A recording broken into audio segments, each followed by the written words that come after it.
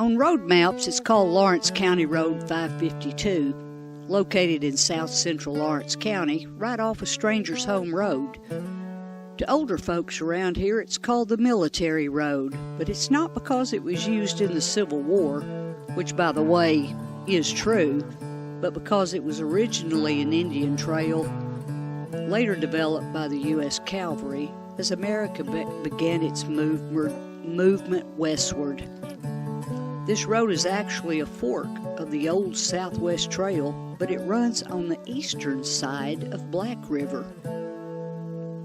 The road is slowly being swallowed up by local farmers, and recent improvements by the county judge have only been scraped away by large land leveling equipment. But as we proceed further down the road, evidence of the county's early history begins to appear. Walls have been hewn away by wagons, stagecoaches, Civil War soldiers, and even the likes of outlaws like Jesse James.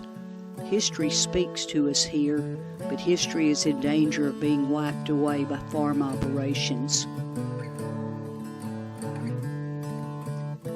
What remains strong are preservation efforts of one of the county's oldest cemeteries, and it's called Broom. This cemetery was founded around 1856, that's when the oldest confirmed burial is. Broom is about a half a mile into County Road 552. We're talking about 170 years of history here. Broom is right on this military road. In fact, as the camera pans over, you can see where the military road continues deep into the woods, though it becomes impassable after about 100 yards. There, though, the history presents itself with the deep walls into an abyss.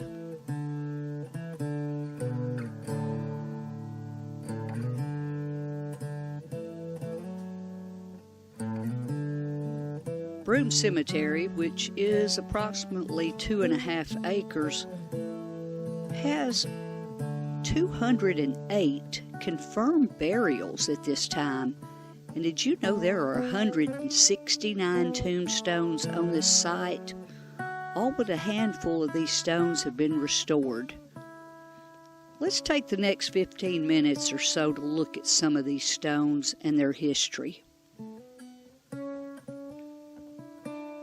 I might add that the last confirmed burial at this place was Myrtle Gardner, who died in 1935 as indicated on her death certificate. But at this time, no tombstone or marker has ever been located.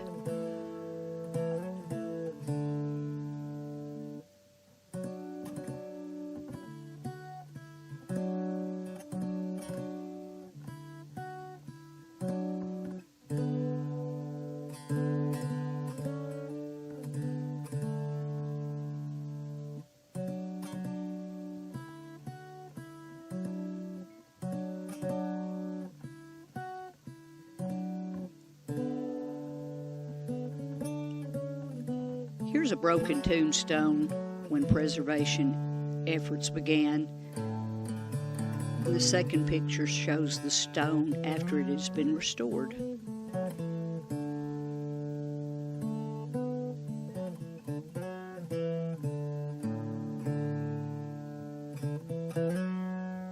Here are several markers, large tombstones of the Mosley family. This is the same Mosleys that ran the gin for many years in Alicia. Ray Mosley Jr. lives in Walnut Ridge now. His great-grandparents are buried here at Broom Cemetery. Those two large stones there are Ray's great-grandmother and great-grandfather.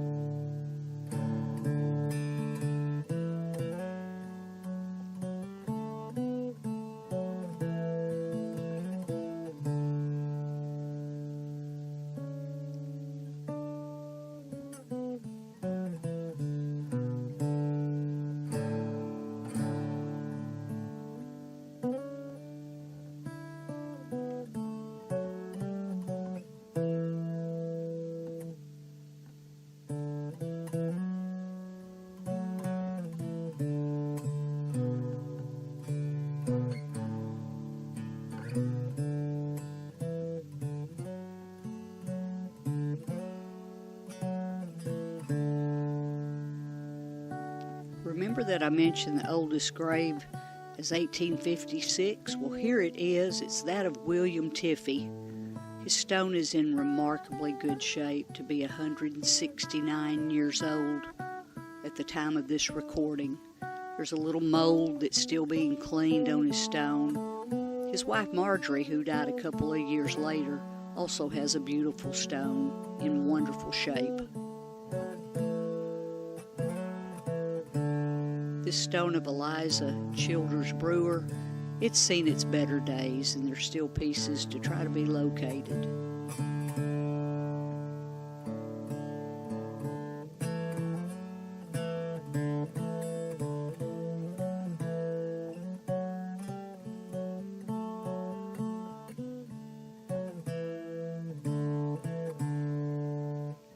The Grider and the Childers family have several stones, and the family has worked to keep those stones looking good. In fact, the Confederate Sons of America chapter out of Jonesboro in the last couple of years have placed 2 Confederate stones there of some of these ancestors.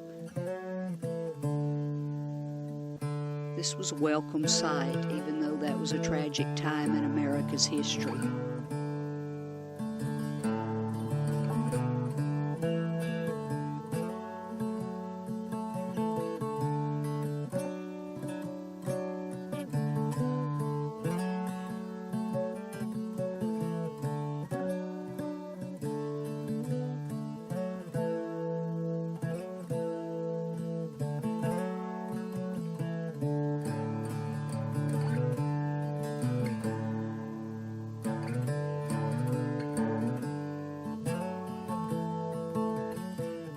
My great-great-grandparents and several members of their family are buried at Broom, and here are their stones. There are 10 members of this family buried here, and they all settled around 1868 on the Jackson and Lawrence County line.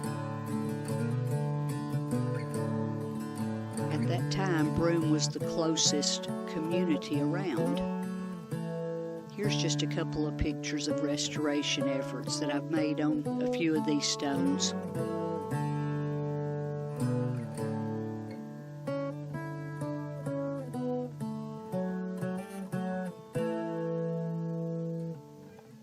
This is my great-great-grandfather Leroy Moon's stone with before and after pictures.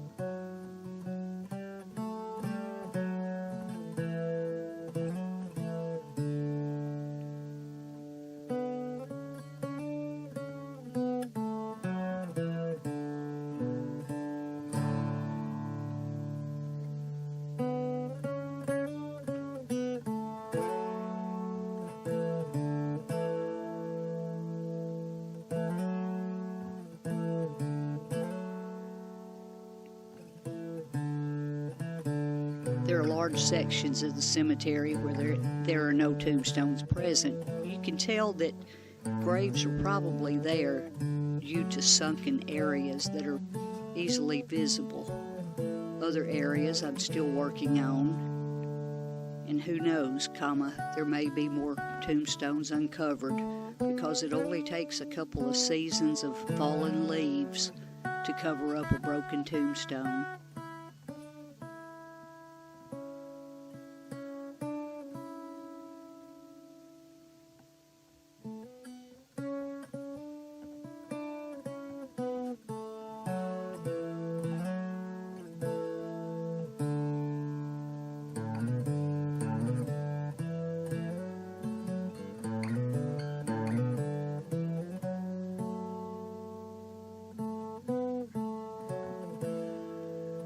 Here are several graves in a row that belong to the Halfacre family.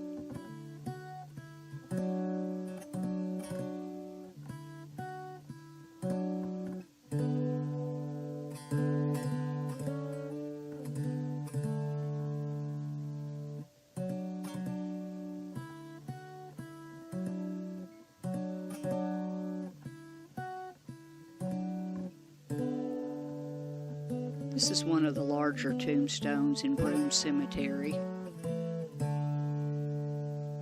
I believe This lady died in 1900.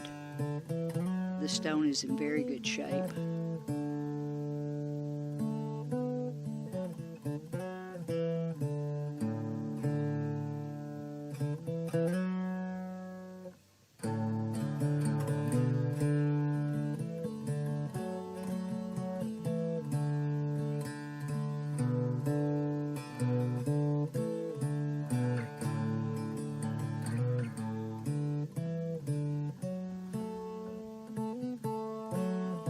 This is a beautiful little marble stone. It's simple, but it does have some ornate carvings on the back side.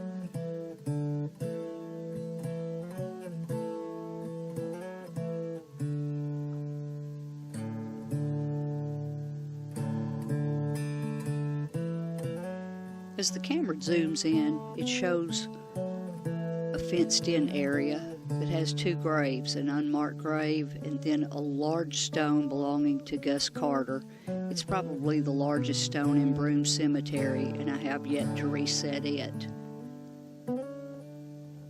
This is a beautiful little stone that I dug up from several inches of dirt, dated back to 1860. It's in immaculate condition, I guess because it was hidden below the earth for so long.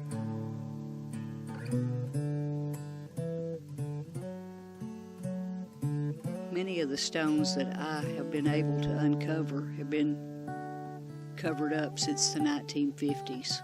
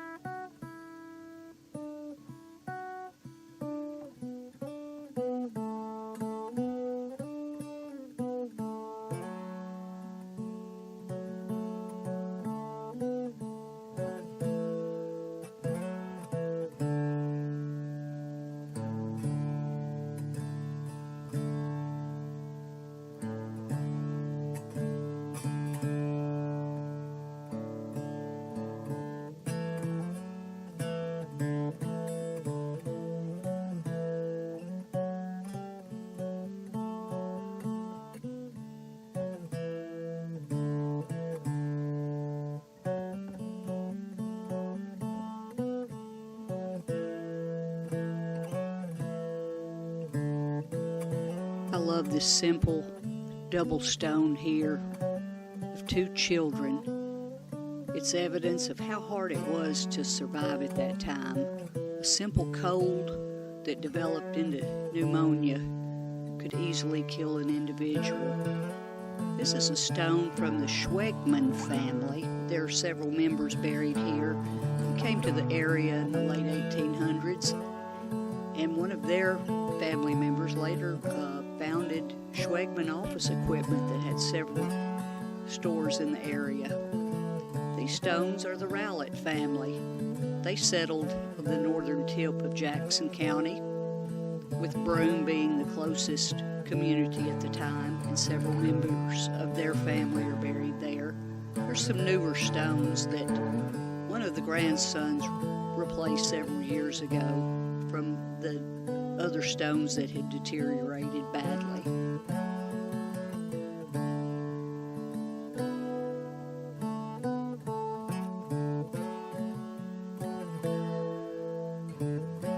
This cemetery was cleaned around 1986. I believe the Lawrence County Historical Society gathered some funds at that time and hired it done. It grew up again real fast, and it was cleaned again around the year 2000. The efforts made in the last couple of years have been to clear brush that has grown in the last 25 years, and believe me, it only takes a couple of years for things to grow up again.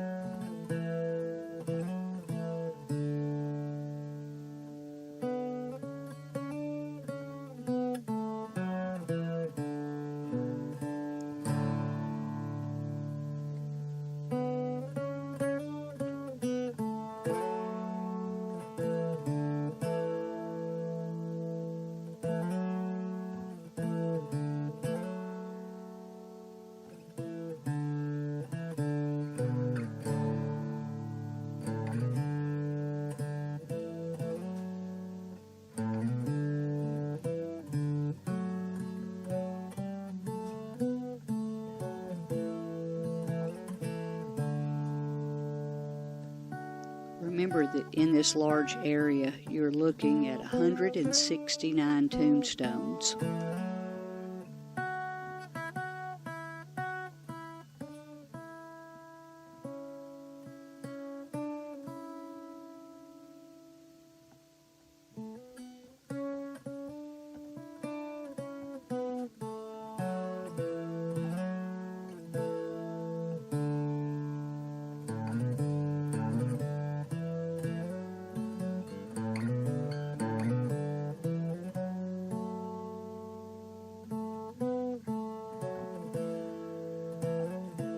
Here are a few more before and after pictures of work that's been done in the cemetery. You can always help by something as simple as going out there and picking up limbs. They're always falling. If that isn't possible, but you have community connections, let others know of your concern of the possible jeopardizing of access into this cemetery since the road is being damaged. As you've heard before, only you can make a difference, and sometimes all it takes is one person to make a difference.